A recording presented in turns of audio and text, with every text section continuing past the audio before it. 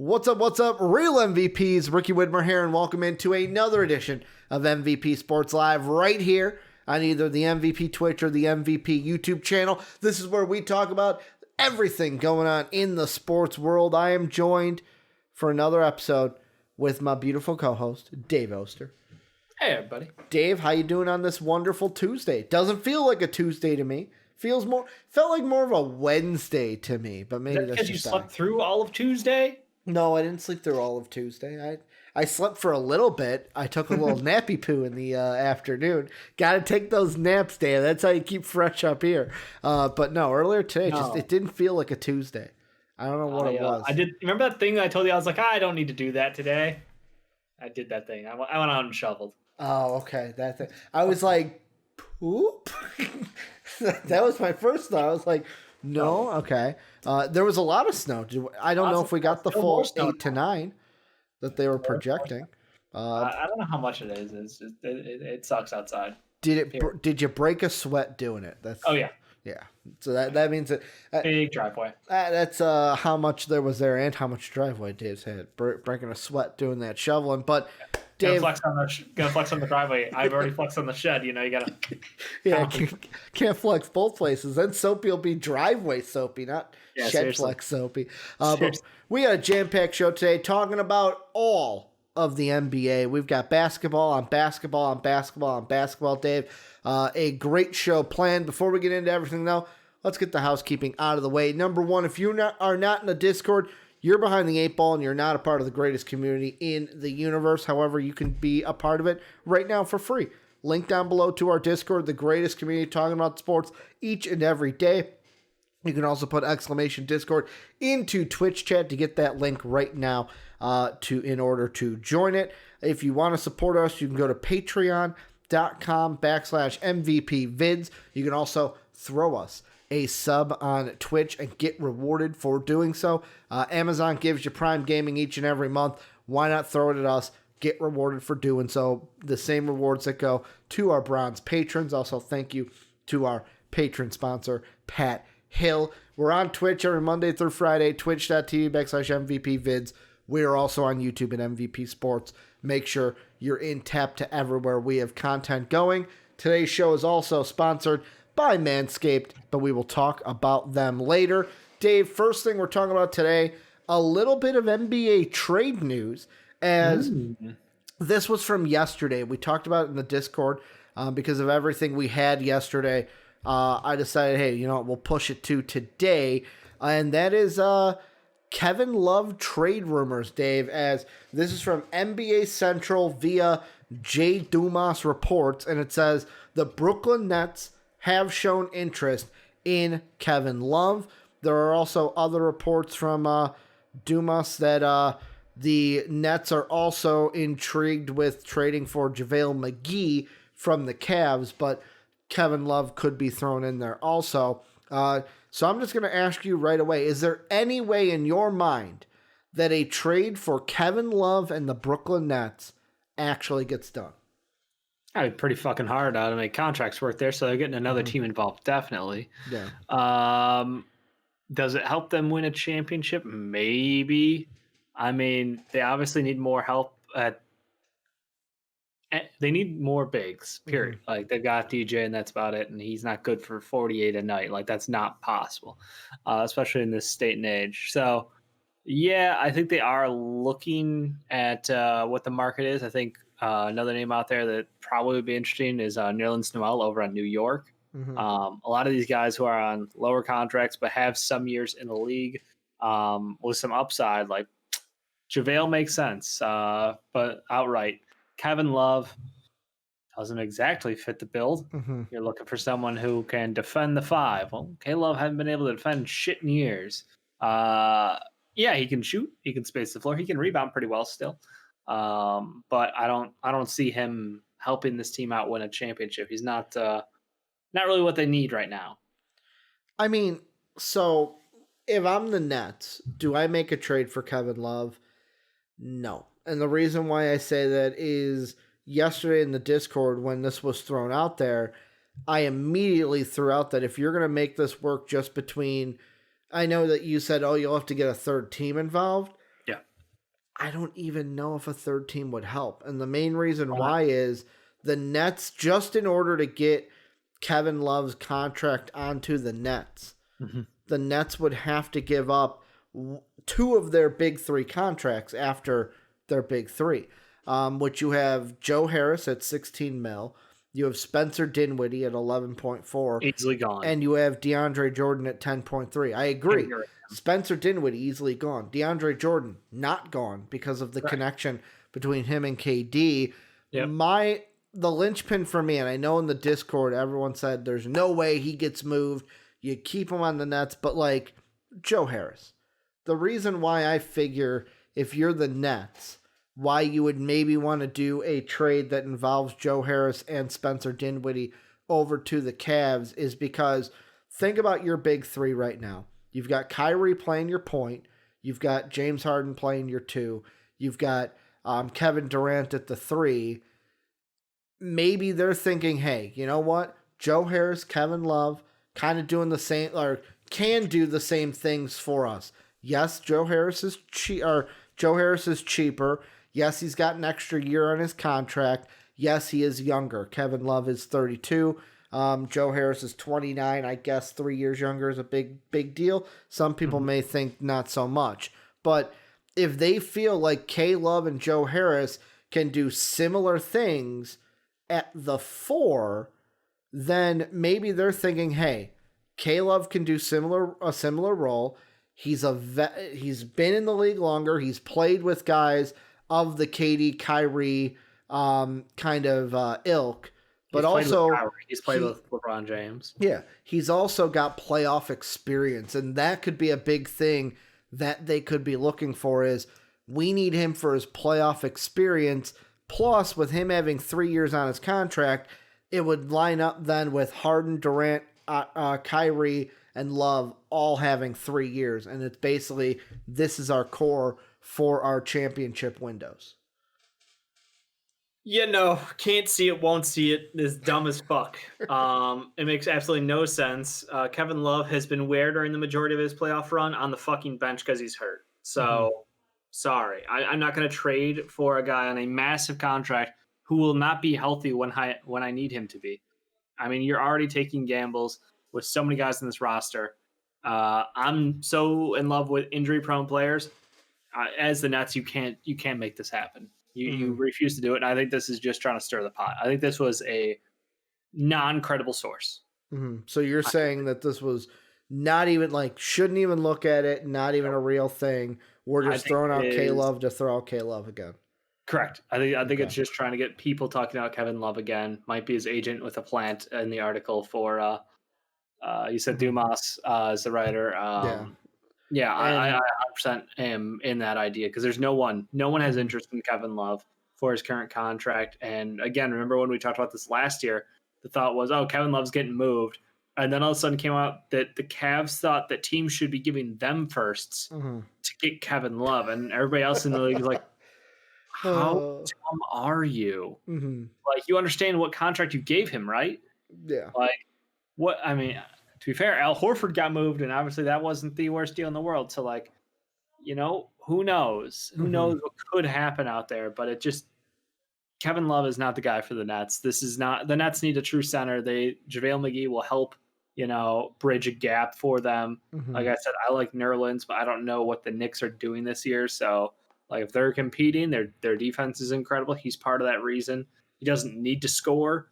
Because he has no offensive game. So it seems like a perfect fit for that Nets team. But I think he had the choice in the offseason and actually chose the Knicks over the Nets on that contract. So someone correct me if I'm wrong on that one, but I do remember reading something about 3 of his options were the Wizards, Nets, and Knicks. But yeah, I'd love to know who would fit better because I know they did pick up Norvel Pell from the basically, I don't want to say scrap heap, but from the players cut by the 76ers in the last offseason, or just not re-signed, I guess is the nice way. And again, he's not really ready to play fucking serious minutes in a playoff run. Yeah. So they've been running, very janky lineups with just whoever, just wing heavy. We'll cover whoever we need to. fuck it. Joe Harris is a 2, Joe Harris is a 3, Joe Harris is a 4. Some lineups doesn't actually make any fucking sense anymore. It's just whatever offense Mike D'Antoni wants to run for those boys over there. So I just think that this is blowing smoke, trying to get Kevin Love's name back to circulating the rumor wheel yet again. Yeah, and I mean, for me, the big thing is, do I see this happening? No. Do I see if it's true? Because, yet again, you say not a credible source. That is actually not too far out of the way because Jason Dumas, if you go further looking, sports director at K-Ron News 4 in the Bay Area.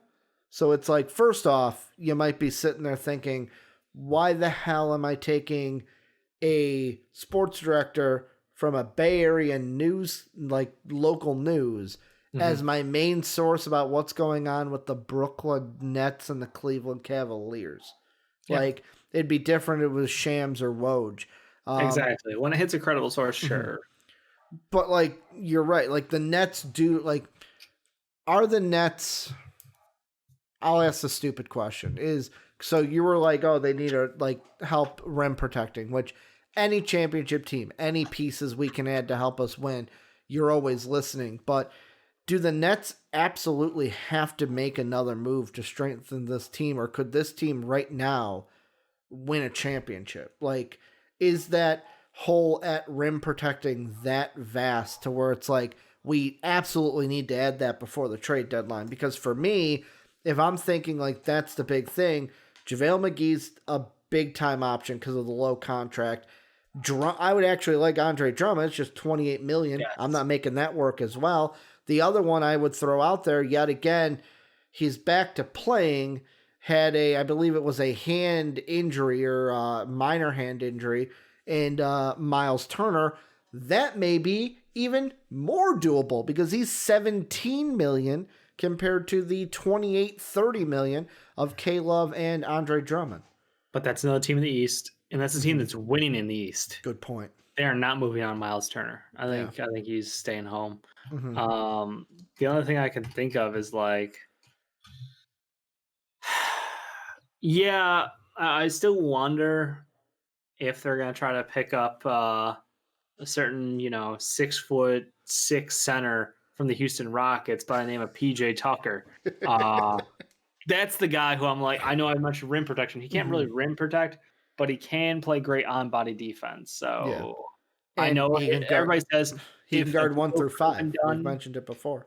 If a deal could have been done for Tucker, it would have been included with the James Harden deal. But I don't see that following through. So would have been a dream pickup for them. In chat, Eric drops out Hassan Whiteside, potential name, because the Blazers are just literally a hospital. Everyone there is cursed. They're all in the hospital. They're all getting injured. Like, this is potentially the biggest, like, I don't want to call it like Bulls bad, but like the amount of just unlucky people on that team is kind of ridiculous. Like, our health and training staff actually tried to kill a member of our team. I don't think yours is on that level, but yeah, could be. I'm not that deep into the org, so Hassan Whiteside, if his name came across as someone who was available, would they go for him? Hassan's on the Kings. Whatever. Yeah. I only looked at that. Yeah, I was like, he did go to the Kings. I was like, God. I looked at the Blazers on Trade NBA, and I'm like, right. No, you're right. It's not there. But yeah, the Kings. Been a hot minute. The Kings also another team though that it's like, yet again, that 2.3 contract that he signed just for I know you're only getting a 1-year deal, but like Hassan Whiteside, 1 year, 2.3, might not have to give up much for him. Like, let's see. I just want to see. Do they have to give up? I honestly forgot he was on the Kings this year. Shit, I don't think they have to give up anything. We've watched 3 Kings games in the last 2 weeks. When you said Blazers, I thought to myself, I'm like, that doesn't seem right. But yet again, with some of these players, it's hard to track their movements. I'm going to turn off the recently signed because he wouldn't be able to be traded. Hassan wouldn't be able to be traded until like after February 28th. Yeah. Shit. The Nets wouldn't even have to give up a player. So in my mind, Holmes is too good to give up. That's the Like Whiteside makes sense. Holmes, I don't think the Kings give up on because he's Here, actually legitimate. here's what I'm thinking.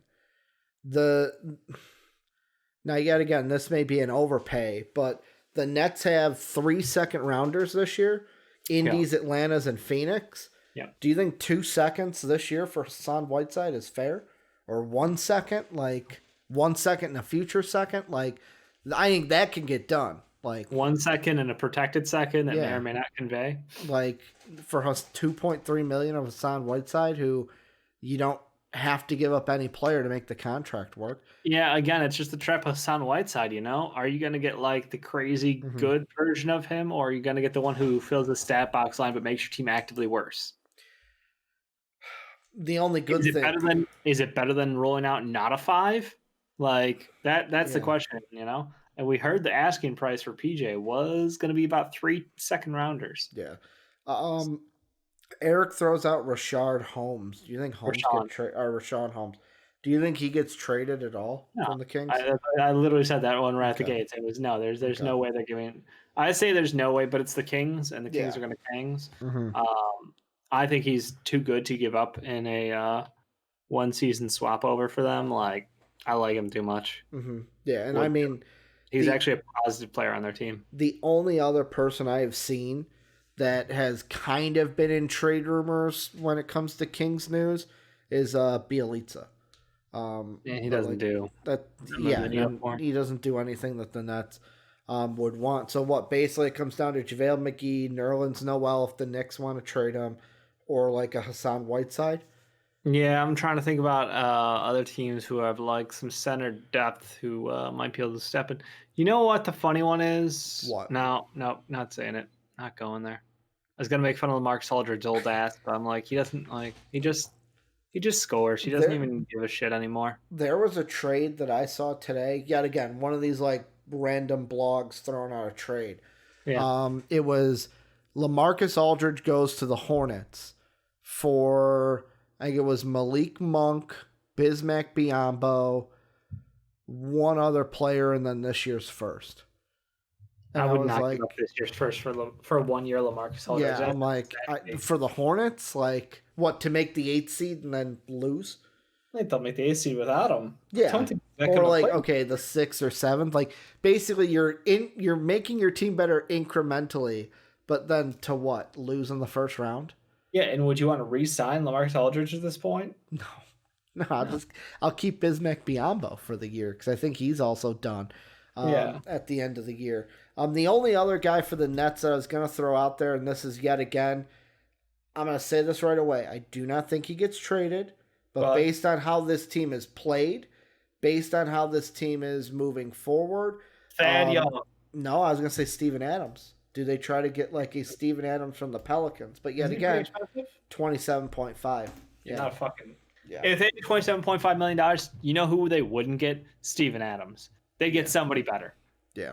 Like, no disrespect to Steven Adams, but like, you build a championship around wings, you spend little money on your center. That seems to be the answer. That's what's done it for the NBA for the last 10, 15 years. Yeah. You know, center's just not that critical of a role to spend all your money on if you want to win a championship. So I do think that obviously the rumor makes sense for the Cavs. The Cavs have 4 centers. Larry Nance is playing very well. Yeah. I think that they want to keep him rolling forward the team. Drummond is the guy who's got the 1-year deal. Obviously, they just got Jared Allen. They'd love to keep him long term. And then, JaVale just kind of stands out. So I think that one, it seems to be the no-brainer of the situation. Dwayne Dedmon is still a free agent. They picked Norvel Pelle over him. That's a very good thing to bring up, Eric. I don't know what that says about Dwayne Dedmon's health or his in-shapedness or whatever it is. I don't know if did he choose to sit out this season or is he just cut and nobody wanted him? What, Dedmon? Yeah. Let me see. I know he was a free agent still. I just, I'm not reading that. No, because there's also, like, for example, there are different sites doing like the My Team 4 free agents to consider with the league. It's like there are people that are expecting their teams to maybe pick him up. So Okay. Well, no news on him. the fact that Norvell Pell got picked up over him says something, I bet. Yeah. Probably says a lot about it. But what the Nets will have to wait and see what the fuck they do, because I don't think they're done. I think they're going to keep trying to add some pieces in order to help them, because they've got their core. Now it's just finding the little areas. Send him home. Thad Young to the Nets. What do we get from that? Don't even fucking care. Dave's like, I don't care. Thad Young, go try to win a ring with the Nets. Send him out of here. Thad Young's been one of our best players though this year, Dave. He's been one of our best players, unless we're trying to tank for Cade. Well, Dave's like, maybe that's what I'm trying to do, Ricky. Maybe that's what I'm trying to do. The next thing we'll move on to, Dave, is you actually brought this up, and based on the game that happened yesterday, there's now some more chatter about it, because you've brought up for the longest time is Andrew Wiggins proving how bad the Timberwolves are at players. And you've said in the Discord that you can't wait until Cat's no longer on the T-Wolves, because he's just going to be one of the best players in the NBA and basically be Wilt Chamberlain. I think you compared him to. I'm just saying, if we're extrapolating the information we have from people who leave the Timberwolves and get better, it makes sense that Cat goes from being one of the best offensive centers we've ever seen to Wilt Chamberlain levels of scoring. It is in the same line. So the reason why I bring this up today is the T-Wolves and the Warriors played last night. Andrew Wiggins had himself a game. The Warriors also beat the Wolves. Yet again, no Cat, no D'Lo. Throw that out there also. But Wiggins right now is... So last night... get the hell out of here. I love soft center in the NBA. So he's averaging 18. I think he had 25 last night. My ESPN bugged out on me. He had 23 points. 23, 6 rebounds, 3 blocks, 3 steals. Went 52% from the field against Minnesota. He's averaging, just under 18 points a game this year for the Warriors. And he's even talked about how he loves the fit with the Warriors. Like his fit on the Warriors is so much better than what it was with the Wolves. I'm just going to ask you, Dave, how bad are the Timberwolves? Like, is Andrew Wiggins' success with the Warriors proving how bad of an organization the T-Wolves are? I 100% think so. I think this is for everyone, it's for everyone on display at this point. All it is you take a player who is known for underwhelming, underperforming, and not being able to, take the next step and be a leader on his team. Andrew Wiggins isn't a leader. He's just a player. I think that's the same thing. Like, obviously they're in different categories, but Kevin Durant, he's not a leader by any means. He's just one of the most gifted players we've ever seen. And Wiggins is someone who is athletically gifted on another tier than, 90% of the NBA still. So I think that what he's been able to accomplish in a very short time period with Golden State, the end of last year, the start of this year, he's looked fantastic. And again, that's pretty much just being around Steve Kerr, Draymond Green, Steph Curry, being around guys who are building blocks to greatness, basically, for him. So his defense has been a massive step up. Draymond Green, clearly, we see him getting teched out of games for giving advice to James Wiseman on plays on the court. Can you imagine what giving advice, swearing at him? That is help. That is helpful. That's sort of what it is. It's the idea that when you are around guys who give 110% effort, you feel obligated to give that same level of effort. You match energies with them. Yeah. And he's obviously been helping out Andrew Wiggins. Wiggins has had multiple games with 4+ blocks this year. I think he's the number 2 wing with blocks behind Anthony Davis. It's just insanity. He is so fucking talented.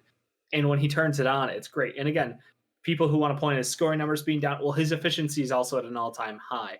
And he's not necessary to score because that offense is predicated on ball movement. For as many bad shots as Kelly Oubre will take, Steve Kerr demands the ball be moved. It's not his choice, It's just that's the way the offense plays. That's the way things roll. So obviously, in ideal situations, yes, Wiggins would be scoring more, but I think he has the absolute opportunity to average over 20 a night by the end of this year, depending on how they decide to roll that offense out, He, just to throw it out there, he is ninth in average blocks this year at 1.6. Right. And in the top 10, he's the only player in the top 10 that is not a 4 or a 5. Yeah, that's what I was saying. Okay, so he's the number one wing. Yeah. I count Anthony Davis as a wing, but maybe they're counting him as a power forward. He's a big. Yeah. So yeah, he's the number one wing with blocks in the NBA.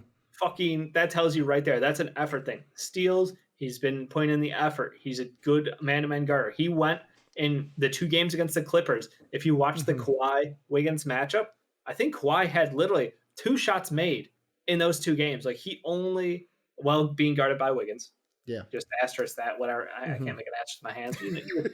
Hashtag. Well being guarded by Andrew Wiggins. Yeah, I'm so used to dropping the hashtags. Well being guarded by Andrew Wiggins, Kawhi Leonard struggled. Yeah.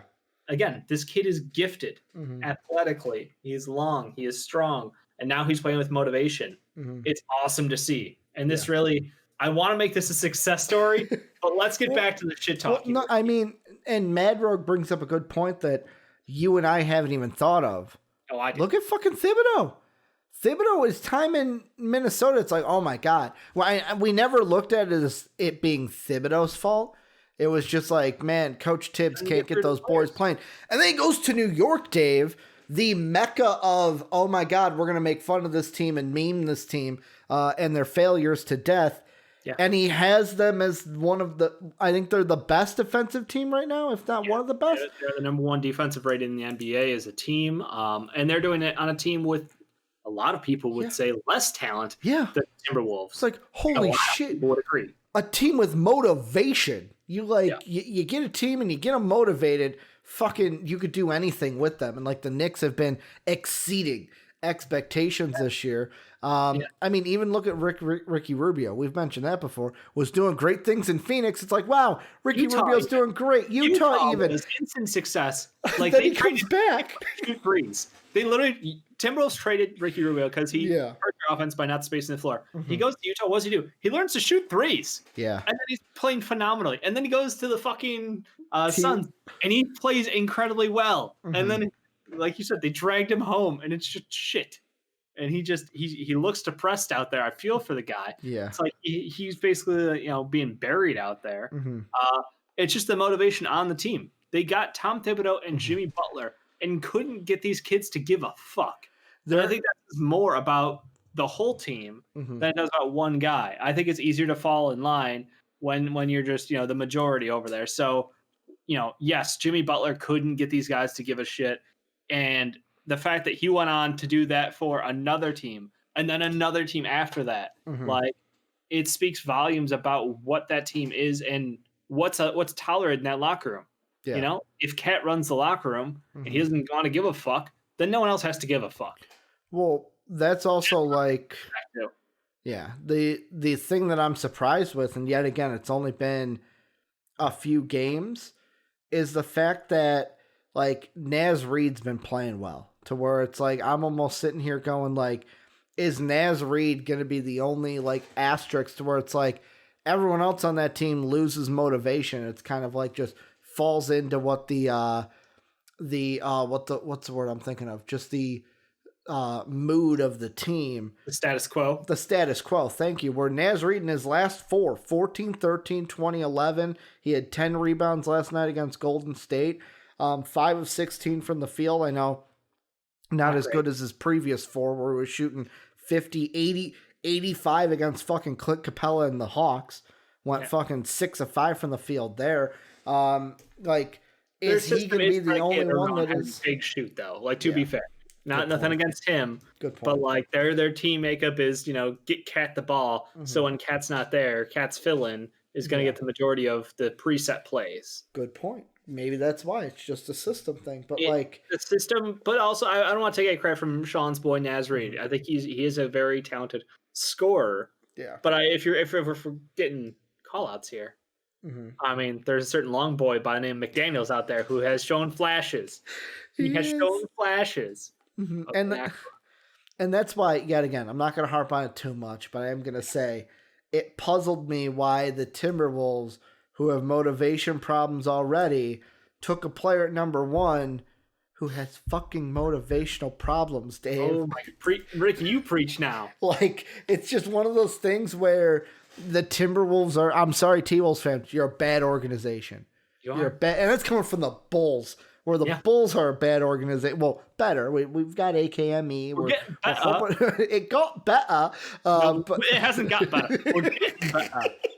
Well, it's not the organization that I worry about now. It's the actual players that I worry about now. But like, if I was a T-Wolves fan, I would just sit here and go, it's just never getting better. Like, I would just be depressed all the time. It's never getting better.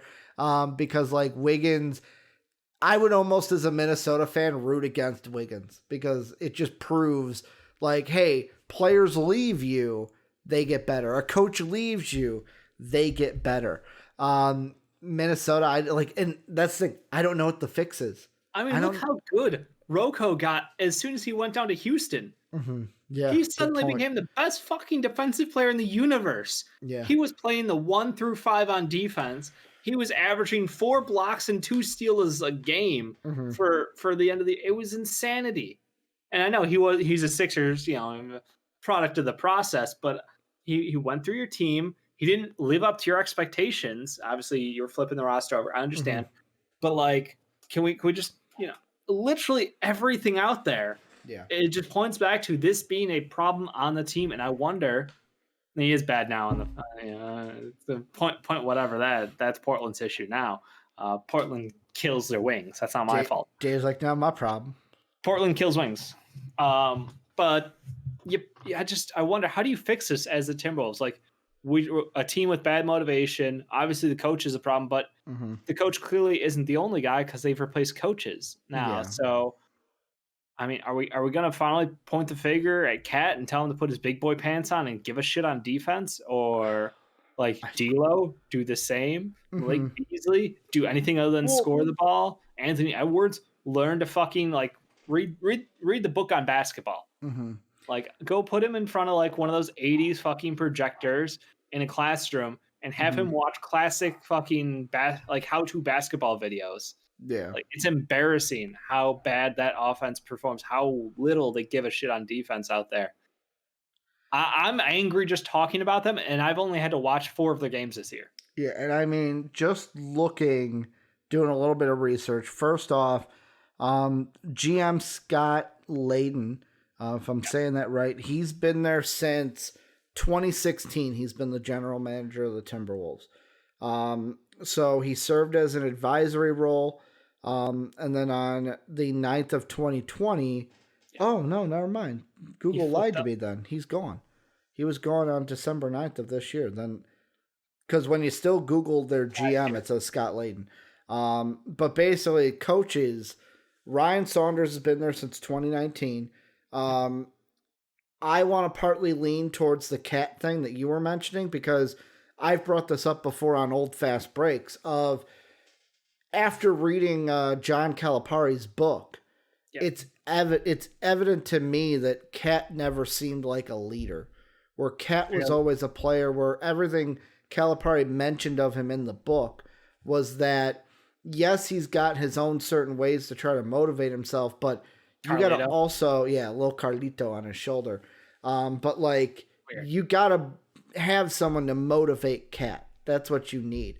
Tom Thibodeau was a motivator. They're bringing someone in. Doesn't get you motivated. I don't know what will. I mean, Tom Thibodeau did it. Jimmy Butler did it, and beat by third stringers. Ricky says it all. I will say this: different people need different ways of motivation. Maybe the way Jimmy and Tom motivate isn't what works for Cat, but something's got to fucking work. Like, but yet again, you can't be coddled out there. Like, that's the thing, where maybe it is a John Calipari-like coach that Cat needs. However, there's not one. Like, it's like where you just go to the coach factory and say, hey, here's my blueprints for a Calipari coach. Give me one of these, but with NBA experience. Like, it don't work like that.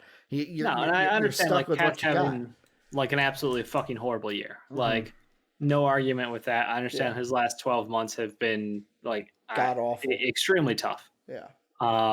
So like, I'm not trying to pick on the guy for anything going on in his personal life. Again, I just want to clarify that like, this is the fucking team, and he's the leader of the team as basically the OG of the roster at this point because they flipped over so much talent on that team. Unless would you say that D'Lo should be the leader of this team?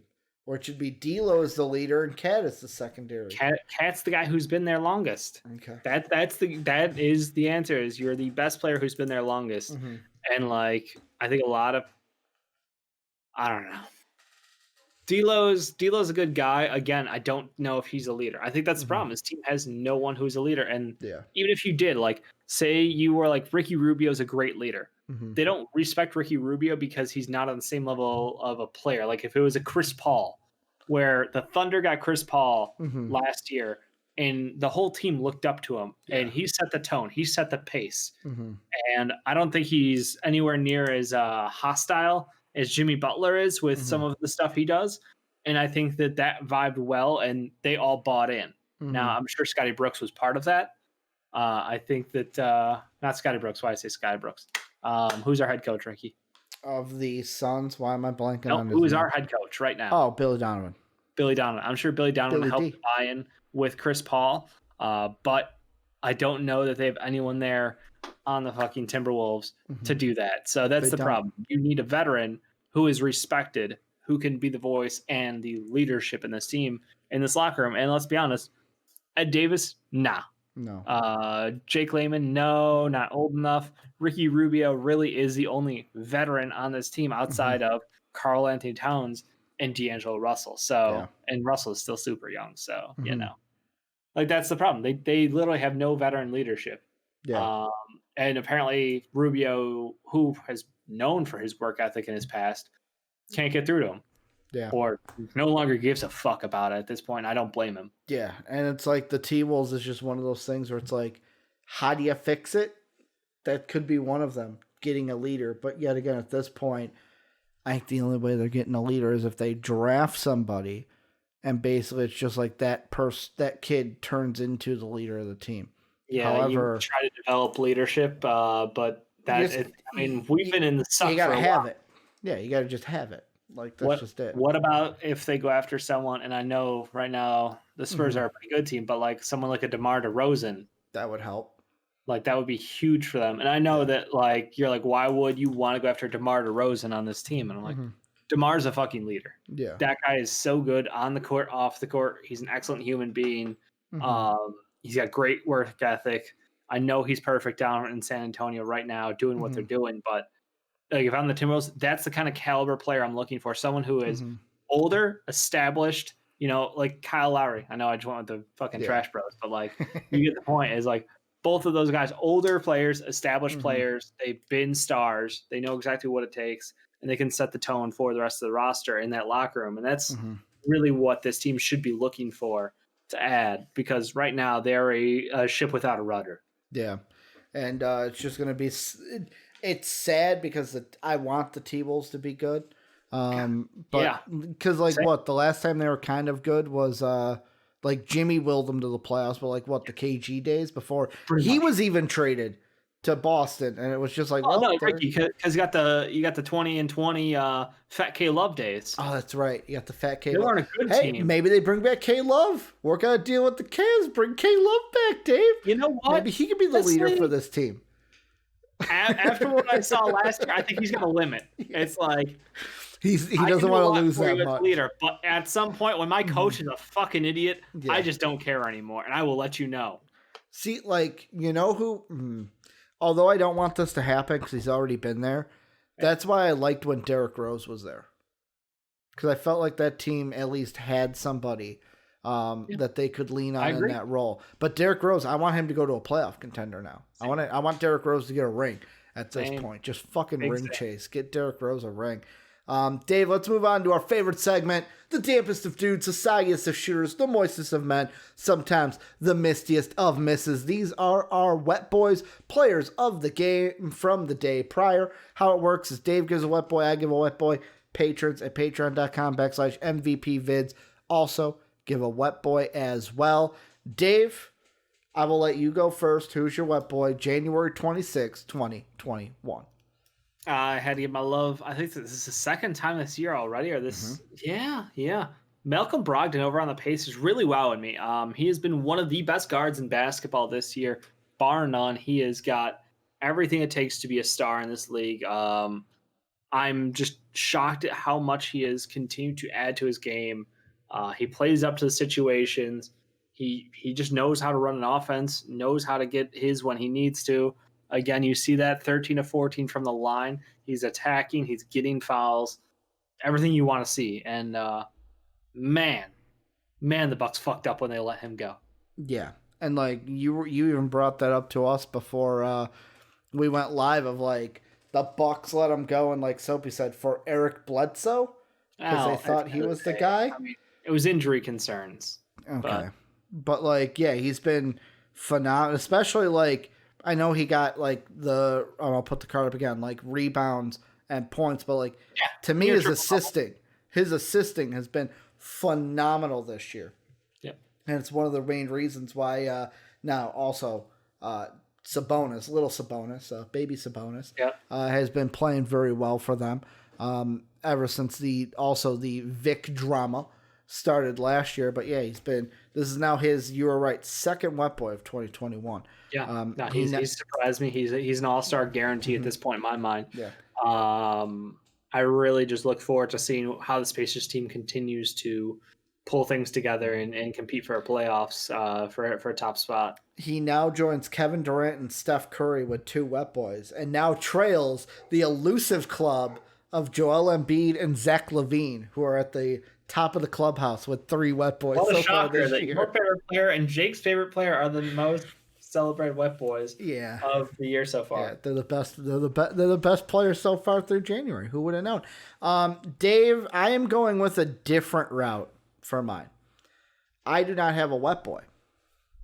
I have the elusive dry dude, and this pick literally happened right before the show. It's one of those things where. So it's one of those things like, remember when the I think her name was Kim Young was hired by the Marlins, right? And this falls into one of those where it's not a player performance. If it was a player in a game, it would have to wait till tomorrow. But this is something where I am giving a sport, and more specifically their writers. I think it's their writers. The dry dude today, because Dave, the news came out today that do you want to know how many players are going to be inducted into the 2021 class of the MLB Hall of Fame, Dave? How many? 0. None of them hit the 75% mark. Schillings had 71, Bonds had 61%, and then I think Roger Clemens also had 61. This is fucking asinine, Dave. I get the whole steroids thing. Oh, we don't want to let them in because of steroids. Schillings is a Hall of Famer. Barry Bonds is a Hall of Famer. Roger Clemens is a Hall of Famer. They should all be in right now. They should all be in the Hall of Fame. All be in the Hall of Fame. Dry dude. I saw that and I was like, okay, Jake says, okay, Schillings is a POS. Outside of baseball, don't care. On the field, Schillings played like a Hall of Famer. Bond set home run records. I know people, yet again, steroids. And to me, I am one of those to where I don't give a shit about steroids. Everyone was doing steroids. That's how I looked at it. It's like, that's just what baseball was. Except Ken Griffey Jr. But like, even Roger Clemens out there, these are guys that should be in the Hall of Fame. Baseball is doing itself a disservice by not acknowledging how great these guys are. And like Curt Schilling, 71% of the vote?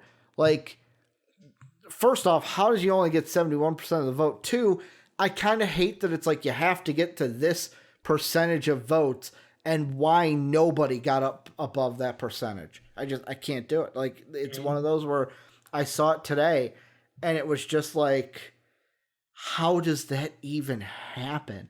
It's incredibly sad as a sport. Yeah, Jim Thome didn't juice either. Now they did fucking the big hurt Frank Thomas back in the day. There were a couple notable guys who do stand out for high character, but I agree. Everybody who was juicing, I don't blame them. because everybody was doing it. Like it was Yeah.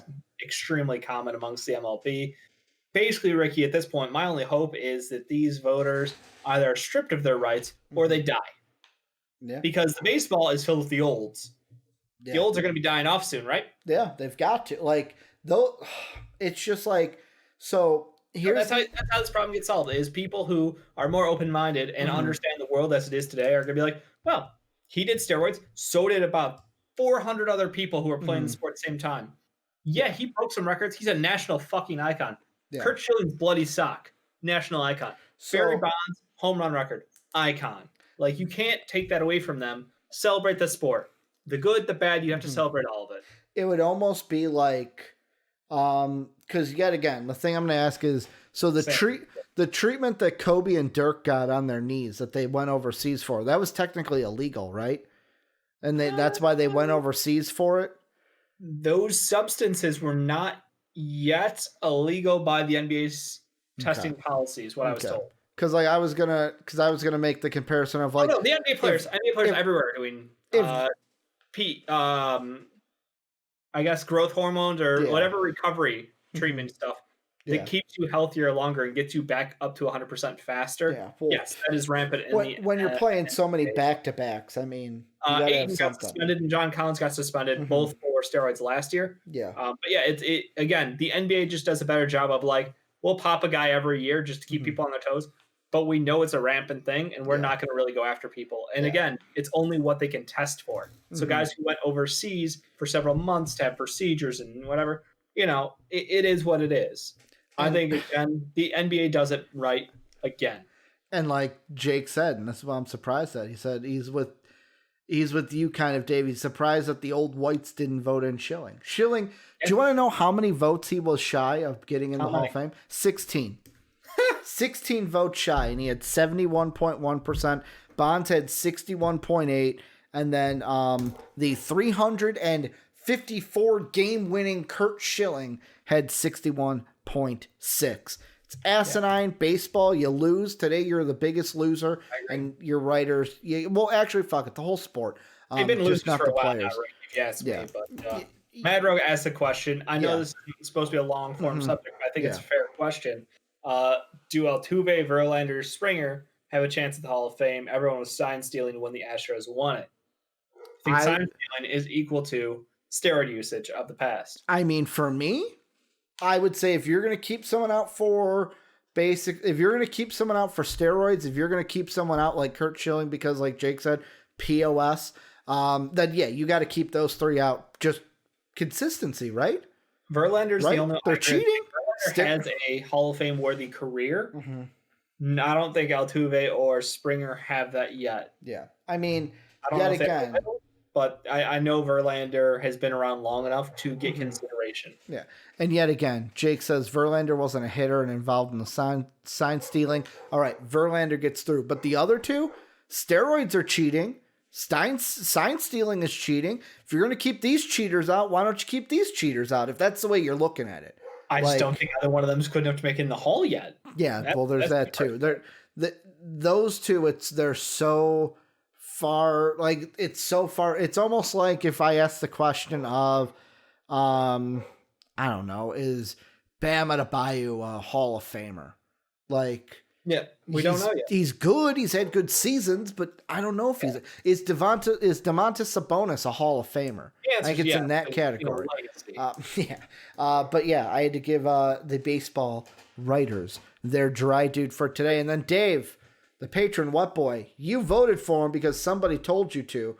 Because they were afraid that he wasn't get the votes, but he swept today's patron vote. LeBron James had himself a game coming home in Cleveland, did the chalk toss, and then had himself a game in his hometown of Cleveland. Yeah, it was a great game. He popped off. He got to dab up his boy K Love, Chetty. Like, he still got friends at home. That's nice to see. He had a phenomenal game though. Like, it was LeBron James going out there and having himself a fucking roll back the clock game. He just did everything, literally fucking everything for him out there. So love to see it. And I wasn't going to bring it up, Dave, but because Jake brought it up, Twitch chat going to say it. He was playing the Cavs. Just going to throw it out there. I was going to be nice and wasn't going to say it, but Jake antagonized me, so I'll throw that little asterisk in there with playing the Cavs. Dave, let's close the show with our last topic, talking a little bit about NBA trade buzz, because we talked about K-Love earlier. Before we do, though, let's talk about our sponsor. And today's sponsor of the show is Manscaped. Boys, males, dudes, dudettes, not really dudettes because you don't have balls. Guys, if you're sitting there at home and you're going, Ricky, I need a way to have the smoothest balls that I can, Manscaped is for you. Support for today's show, MVP Sports Live, is brought to you by Manscaped, who is the best in men's below-the-waist grooming. Manscaped offers precision-engineered tools for your family jewels. Manscaped is trusted by over 200 men worldwide. Join the movement for all your below-the-waist grooming needs. The Lawnmower 3000, or not 3000, the Lawnmower 3.0. There's only been 3 of them. It's great. It lasts a long time. You can use it in the shower. It doesn't nick you. I absolutely love it. Like I've said, I have never used a buzzer before. It was always like scissors to clean up down there. But yeah, this thing's great. My balls never felt smoother. Go ahead and get 20% off and free shipping at manscaped.com using the code MVP. That's 20% off and free shipping at manscaped.com. Use the code MVP. Your balls will thank you. Dave, the last thing we are talking about today is a little bit of buy or sell on the trade news going around the league. Bleacher Report put out an article. Wanted to quickly just go through our thoughts of, are we buying these? Are we not buying these? Are we basically selling these? There are, I believe, 5 of them on it. Not going to be too long. The first one is near and dear to our hearts, and that is the Chicago Bulls, Dave. The first one that they put down is, are you buying or selling the Bulls not looking to move Zach LaVine? I'd buy it.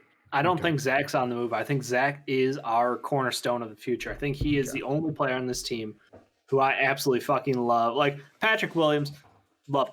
He's a kid though. He is still so young. Zach is in, that prime area, and he is doing everything.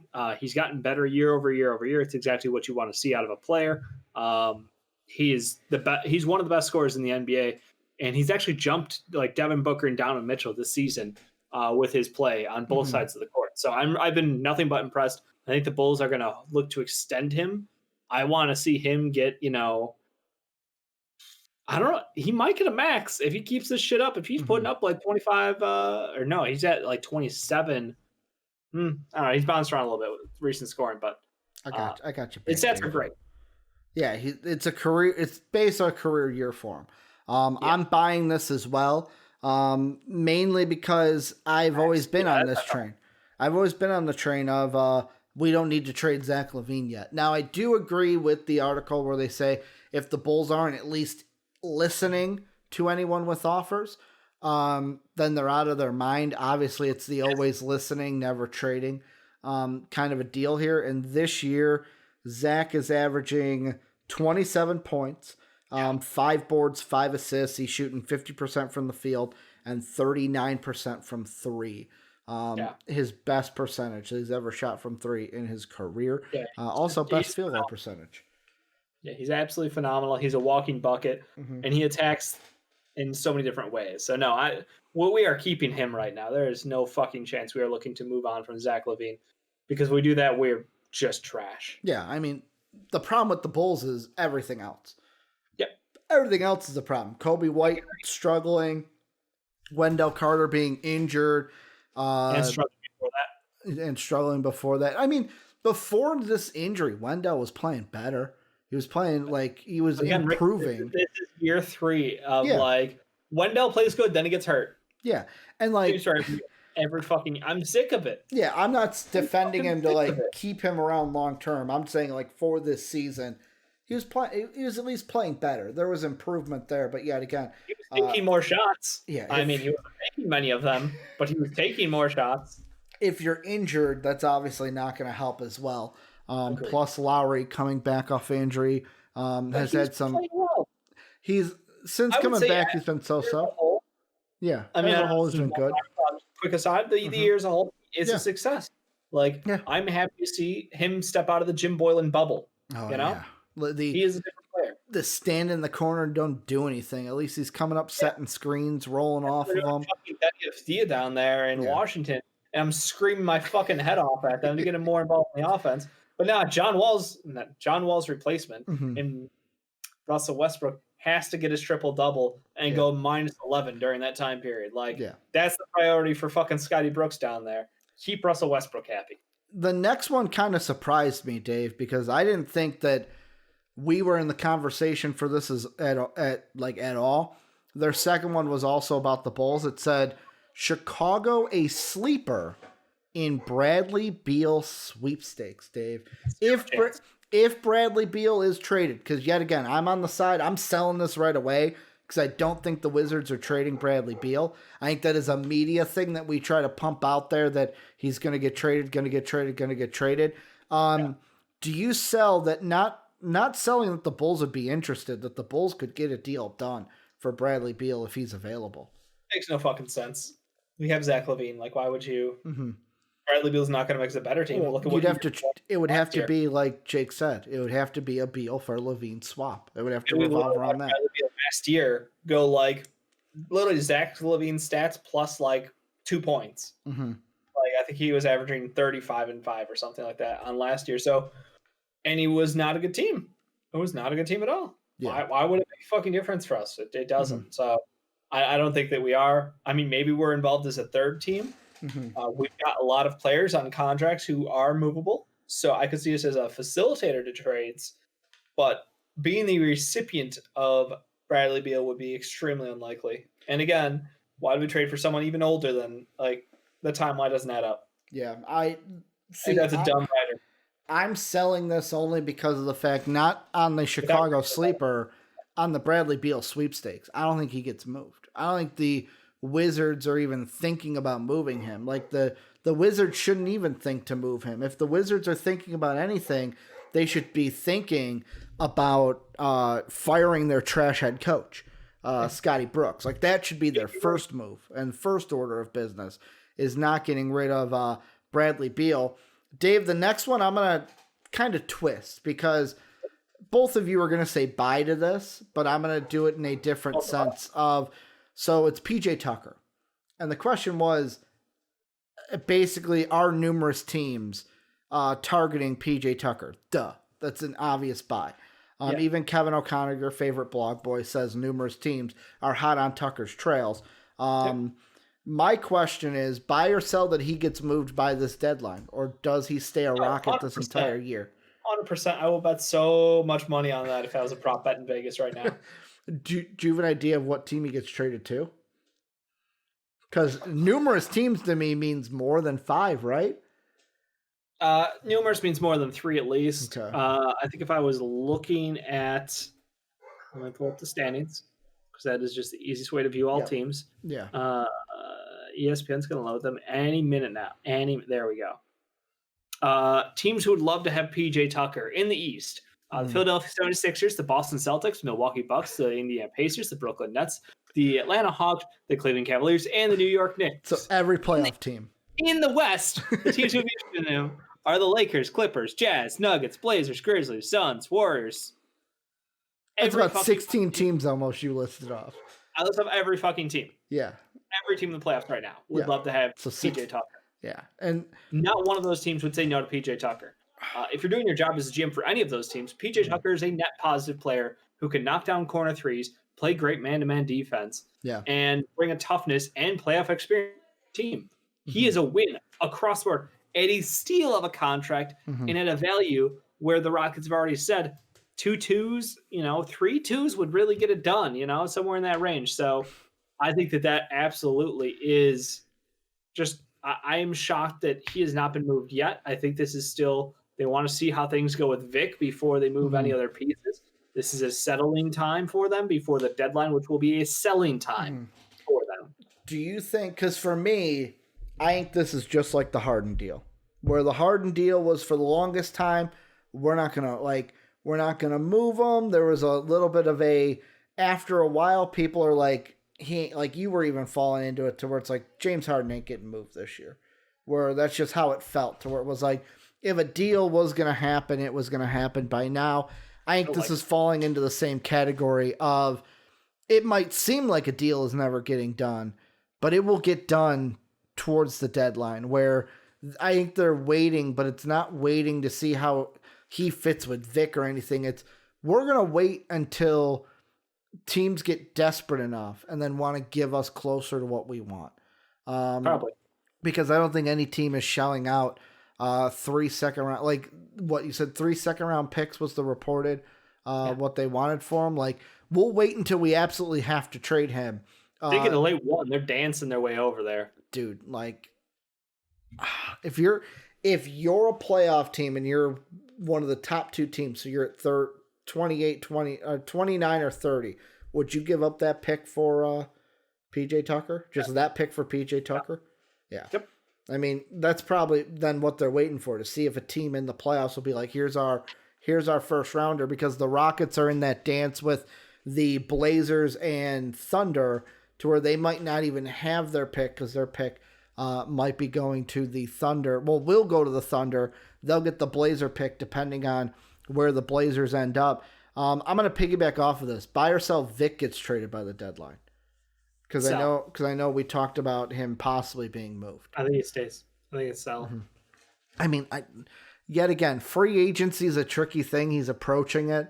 And yet again, if the Rockets feel like he doesn't want to be there, but so far he's played well with this Rockets team. Yeah, that's all that matters to them. Yeah, good point. That was literally the whole reason all these fucking little, switcheroos happened was they wanted to make sure they would be under the salary cap to not have to pay the fucking expense shit. So like, I think they're cool with just running this roster out there and being like, hey, if John Wall, Boogie, and Vic are all healthy together at the same time, they can make a run for it in the playoffs. Right now, they're only 3 games back, which is literally nothing, and they haven't had all 3 in the roster at the same night. So really, once that happens, I do expect something to click for them. I think that'll work out well. Yeah. Last one, because I'll sell the Vic gets traded by the deadline also, only because I almost want to do a push here because I could see the Rockets doing it, but there's more side of me going, he's looked like he's played well with this team. Yep. Let's just go through with it for this season and not kind of mess anything up. The last one, and this one for me, like I mentioned earlier, I didn't even know this player was really on the block. The quote they have is from Jason Anderson of the Sacramento Bee, where he reports, the Kings reduced Bielitsa's role as a part of general manager Monty McNair's plan to rebuild around De'Aaron Fox. The Kings explored trades for Bielitsa around the time of the November draft and will likely continue to do so as they build to rebuild over the next 2 to 4 years. Are you buying or selling Bielitsa being moved by the trade deadline? Because I buy it. They basically chunked his rollout so Bagley could get more minutes. Like, it makes sense to me. You got to find out. Is there a team that's going to be like, what's the asking price for Bielitsa? That's the thing. What's his contract at this year? His contract is at, I think he's got 1 year. So this is his final year? I think so.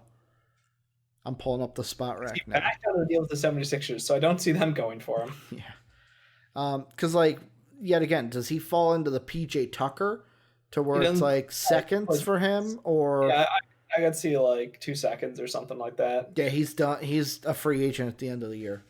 Yeah, so you're getting a second and a filler piece of contract. Is he an $8 million player? 7.1, close enough. Damn, I'm good. Yeah, close Pretty enough. Close. Yeah. Pretty fucking close. Yeah, I could see a team like Milwaukee looking at getting a stretch player like Bielitsa who can he's a shooter. He's I couldn't get Bogdan from you, so hey, I'll get Bielitsa from you. Just take the other year. Yeah, makes perfect sense to me. Outside of that, he's a depth piece shooter off the bench. I don't know if the Jazz are willing to make any other moves with their roster. I think that one would help them. I think that they have always maintained really great shooting around Rudy Gobert. So if you could add another bench shooter for that team, that would be really nice. I just don't know if we're going to see a Kings to Jazz deal happen. Yeah. I think it would be good, though. Yeah, it's for me, I'm selling it only because I don't know. Like, I feel like the one side, the Kings are going to try to trade him as much as they can. Yeah. I just don't know if a team gives them exactly what they want, and I don't know if the Kings crumble and basically be like, well, you know what, this isn't the exact package we want. A couple minutes a night for him at this point, so if you can get it too, you take the two. Yeah, like, yet again, it's anything. What? The two could be anything. You know? The two could be a boat. You know how much we wanted one of those. Could even be an Aodosumu who is not going to fall that far. The number 60 overall pick in a draft. Yeah. So I just say. Yeah, because like with me, this is the only one where I was like, eh. I'm all in on the Kings crumbling for a pick. Just crumbling away for that draft pick. Is there anything in the trade world that you think of that you're like this? I'll ask this: DeMar DeRozan or LaMarcus Aldridge getting traded by the deadline? Aldridge looks terrible. So sell on Aldridge. If anyone wants LaMarcus Aldridge, basically to have an expiring contract, that works out great.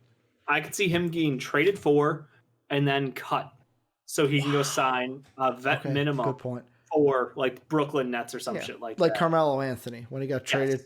When he got traded from us to Atlanta just to get cut. And then he went to Portland. If someone has like a long contract that they don't want to finish out on their team, they could trade for LaMarcus Aldridge, then they can cut Aldridge, let him clear waivers, and then a veteran pick up by a playoff team. Makes perfect sense for me for him. Jake just wants everyone. He wants LaMarcus Aldridge. He wants Bielitsa. He wants PJ Tucker. His team getting beat out in the playoffs again. Yeah. I mean, I understand why you're concerned, Jake, but be happy with your team right now. They have best Curry. Like, that's all it is. I mean, the only good thing is if they play the Bucks in the first round, because the Bucks are the only team that chokes as hard as the Sixers do, right? Jake, I'm not coming at you. I love your book. Shut up. I do wonder if the Miami Heat feel forced to make a trade in the near future. They have struggled out of the gates. They've been unhealthy, to be fair. They've not had their full roster for like a game. Yeah. And we are literally 16 games, 17 games into the season now.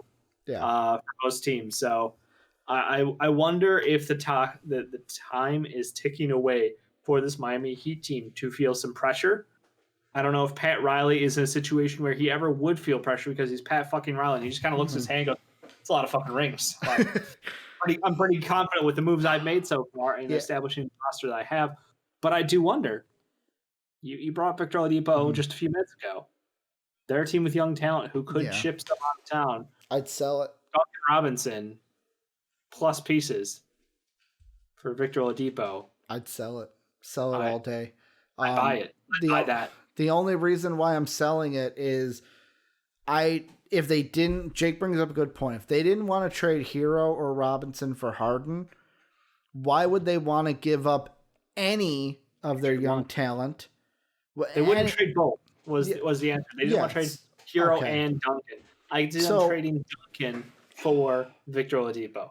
Like, it just comes down to the adage of how much do you believe in yourself in free agency to go get Victor Oladipo.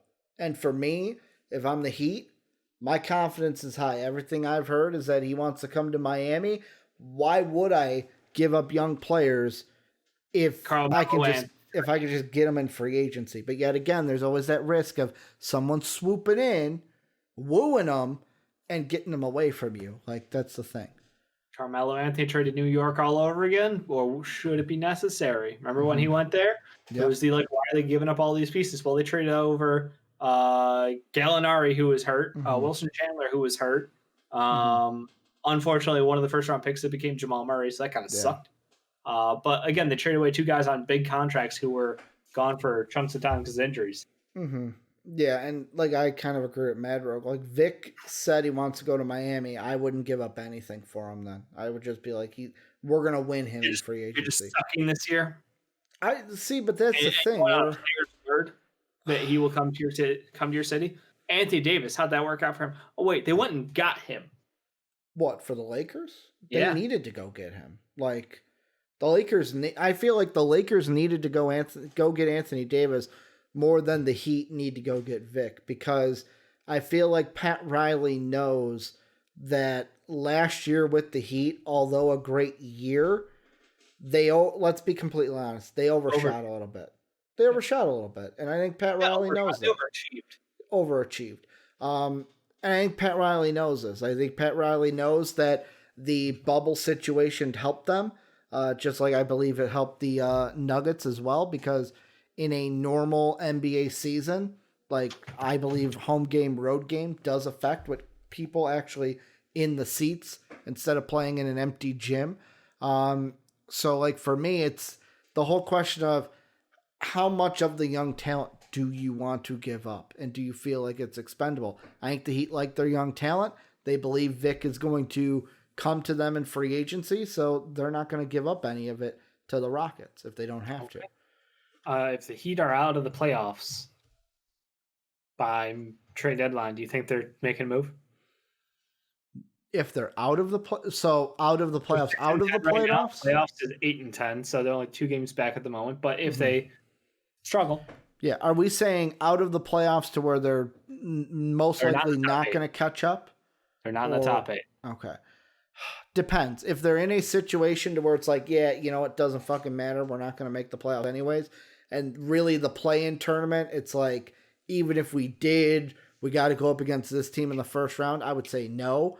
But if they're like 2 games out of the 8th seed and they're the 9th seed, then yeah, I could see them making a move. Just depends on how close they are to those playoffs at the end. I don't know what you think about that.